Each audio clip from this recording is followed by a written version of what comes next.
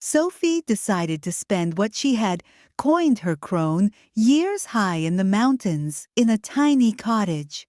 Her family thought this was a terrible idea, and that was precisely why she knew it was a good one. It was surprisingly inexpensive to acquire one. But after that, the real work began. Supplies, repairs, figuring out how the hell to make bread. But that first loaf that came out perfectly. "I am crone, and I am free," she shouted to the wind. She hiked down to the village every other day and gradually crowded her cottage shelves with teacups in every color, along with trinkets that served no purpose but to please her. She filled her pantry with everything she needed by week, made glorious soups, and greeted every morning sunrise from her bath near the largest window. Then she started to paint. She had collected every color, her true purpose in coming to this little cottage life. Now the colors needed out. She set up her first canvas, spread out her many paints, and let the colors the sun had sent that day be her guide. The hours alone, color her only companion, made her feel just as she had imagined they would. She had just one neighbor, Hal, a salt and pepper fellow of 5 words or less. This suited her just fine. She had not come all the way up a mountain for company. "I have a freshwater spring on my side," he informed her on their first meeting. "Had a deal with the last tenant to bring some over every other day. You interested?" She was. Hal treated it himself. It was a luxury to replace the boiled tap water she currently endured. "I am not the tenant," she informed him. "I'm the owner." Hal looked at all the half-started repairs, then at Sophie with her graying bun, and sniffed. "I give you 2 weeks." The next time he came, he caught her on the phone. It was not easy to operate a phone this far from civilization. Sophie had hoped it would be more of a deterrent. Then it was proving to be. "I hear you, yes," she said, trying to wrap it up as Hal quietly waited on her tiny veranda. "But the point is, for you not to know where I am." She listened patiently to the complaints of several people on the other end. "I'm sure you'd like to visit, but I don't wish to be visited." Then she hung up the phone with a firm click. The window was wide open. She knew Hal heard everything. He said nothing about it as he put the water on her counter with strong arms. Then he slowly took stock of the sink repairs she was attempting. "You've got the elbow upside down," he said. He picked up the spare she had on the counter. "It goes like this," he showed her, turning it upside down. She quietly swore. She had tried everything but that. "Would you like some soup?" she asked him. "With bread?" "You made bread?" he asked, then seemed to regret blurting it, his enthusiasm for bread out before he could stop it. She smiled and cut them both a slice, then ladled them each a nice bowl of soup. He sat down across from her at her counter, pushing the pipe repair pieces aside, and took in the rest of the cottage. Today was a red day. She had her little red teacup out and a teapot with strawberries on it, wore a red sweater over her dress, and had the sofa cushions, blanket, and flowers in her place all red as well. His eyebrows gave away the expression his beard tried to hide.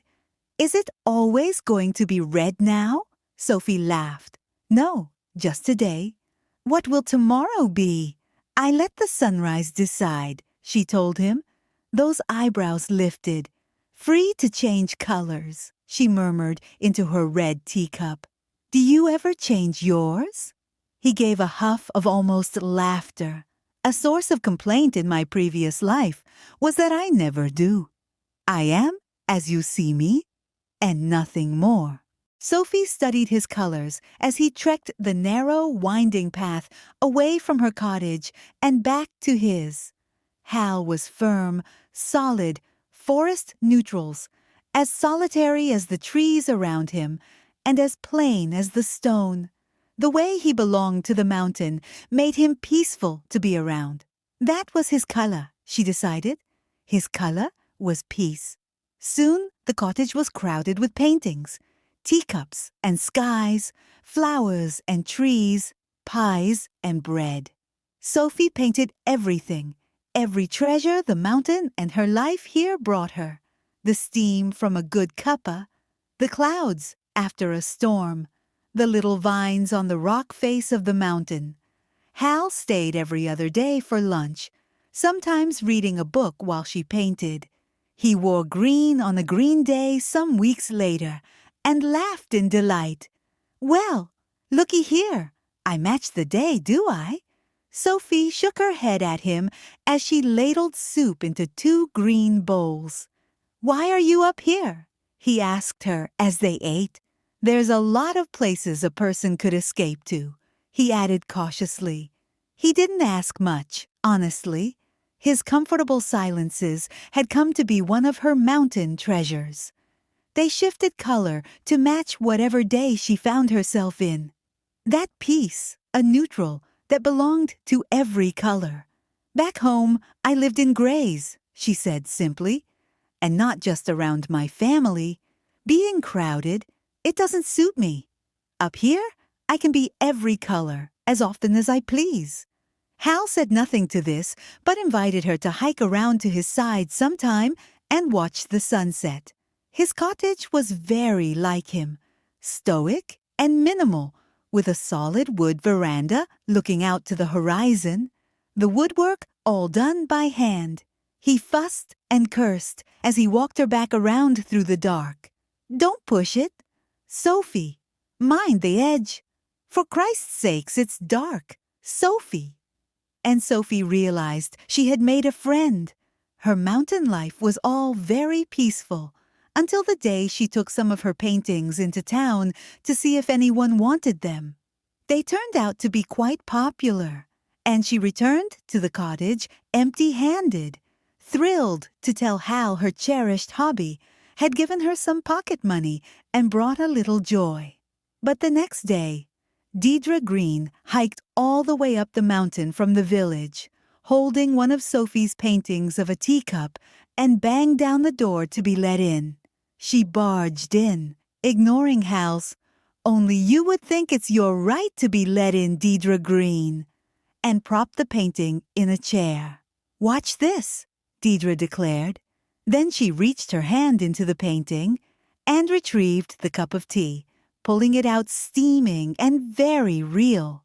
She took a sip. "It's delicious. Your paintings are magic."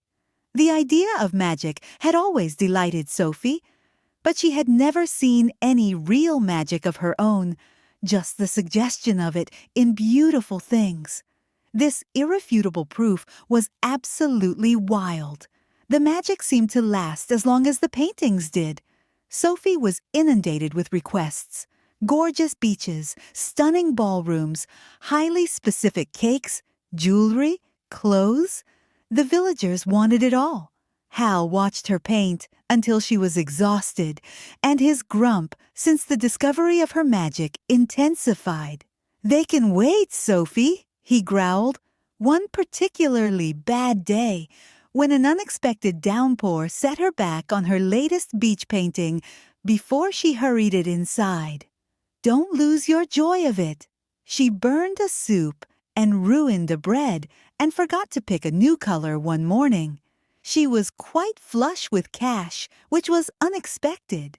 Hal caught her counting it one morning, her mouth hanging open in disbelief.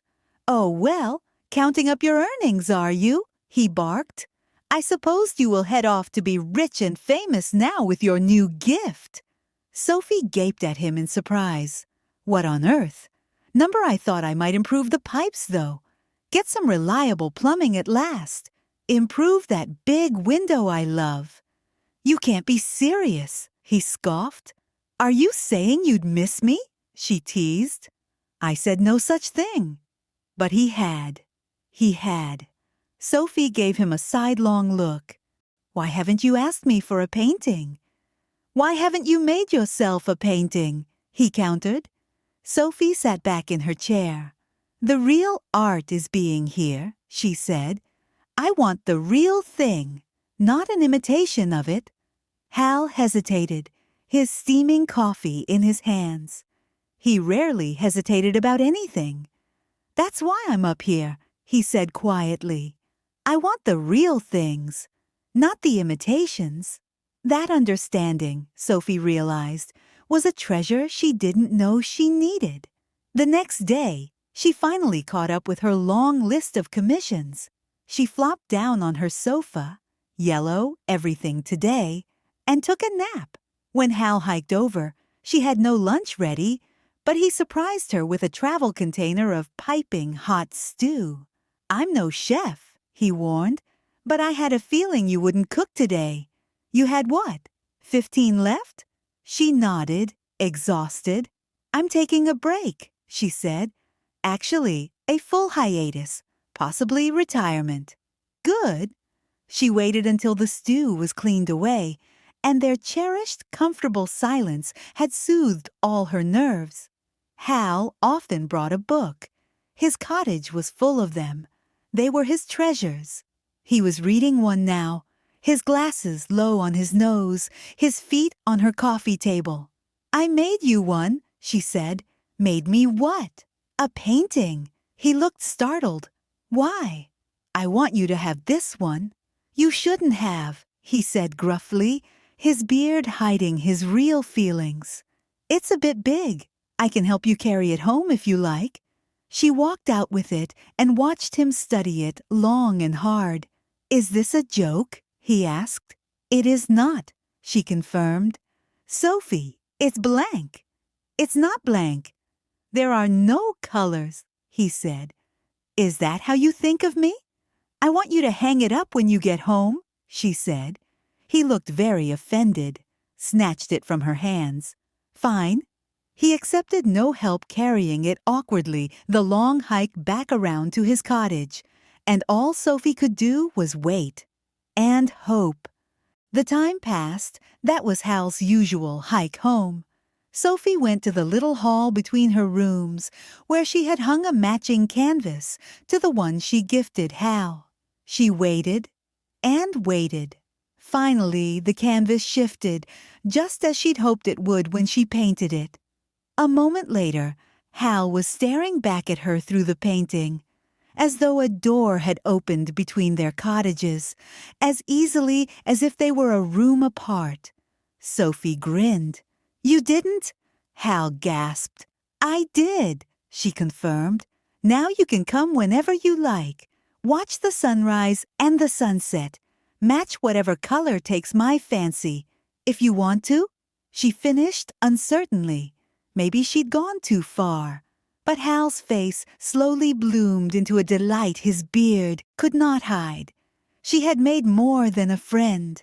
The best surprise of this cottage life. A better magic than her colors becoming enchanted paintings. This was a color with no name. I want to, he said, and stepped through to meet her.